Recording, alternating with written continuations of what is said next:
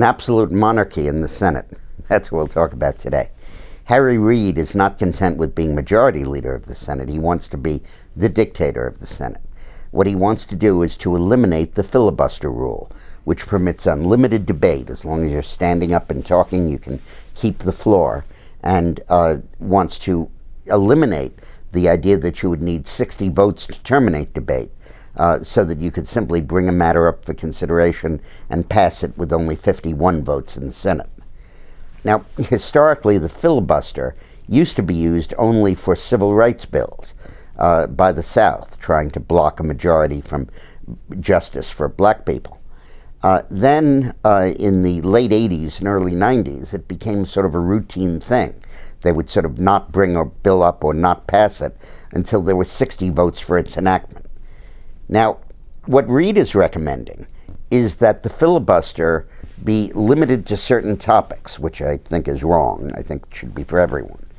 But there is an aspect in his proposal that I really like, and I made the same myself when I worked with Clinton, that the filibuster no longer can be a virtual filibuster, where the two sides get together and they say very gentlemanly, do you have 60 votes? No, I don't have 60 votes yet. Okay, we won't call up the bill. We'll leave it down there. And when you get 60 votes, we'll call up the bill. Or if it's a bill that they want to defeat in the Senate, they'll call it up, call for a cloture vote, fail to get 60 votes, and then they'll voluntarily shelve the bill until they can get the 60 votes. What Reid wants to do is to go back to the days when a senator had to stand on his feet and talk and talk and talk, 24/7. As long as you were talking, the bill would not be brought to a vote. But the minute you shut up and sat down, the bill could be brought up to a vote. So what the Southerners used to do is work out relays, where each senator would talk for 2 hours every other day, and they had shifts. And because one of their tactics was always to say there's no quorum present, if there weren't enough senators there, they could kill the bill that way. So the Northerners would have to sleep in the aisles and in the cloakroom and in the chairs there. And they put beds there, makeshift cots, so that when a quorum call came, they could all go into the Senate in their pajamas, show up there, and then go back to bed.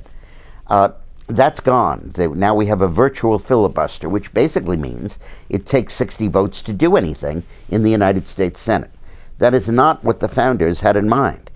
They had in mind a majority rule in each chamber.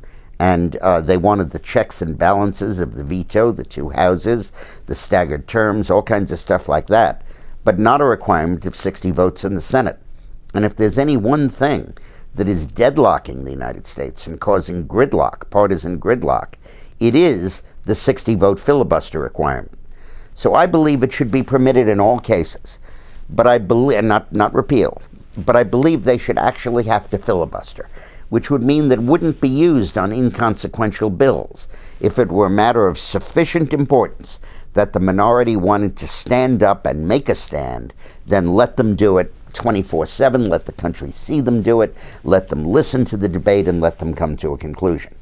And from a political perspective, a partisan perspective really, with control of the House, we don't need the filibuster in the Senate. We can stop bills from passing if we don't like them in the House. But I think that the idea of reform of this filibuster is important. Now, the reason this is topical is you can change the rules in the Senate on the first day of each new Senate. Every 2 years, there's a new Senate convened, even though 2/3 of the members are holdovers or more. But each day, on the first day, they can adopt rules with only 51 votes. After that, it takes 66 votes to change the rules, 67. So Reid is going to propose this in early January, and it's going to be a big deal. And by the way, for those of you that are interested in the derivation of the filibuster, it's a term that stems from the Spanish word for pirate, and was used for Europeans first and then Americans who would go into South and Central America to make their fortunes. It would essentially be armed pirate gangs that would go in and try to take over the country and exploit its resources. And then after American independence, we stopped anyone else from filibustering, but our own guys would often go in there.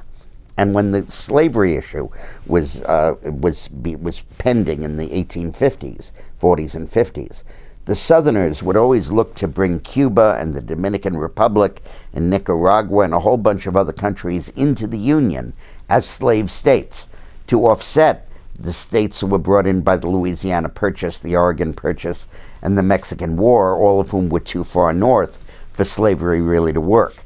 And that was their formula for balancing the Union and protecting the right of people to have slaves. So they began to defend that right and to push that in lengthy debate in the Senate, and sometimes would refuse to sit down and would continue the debate.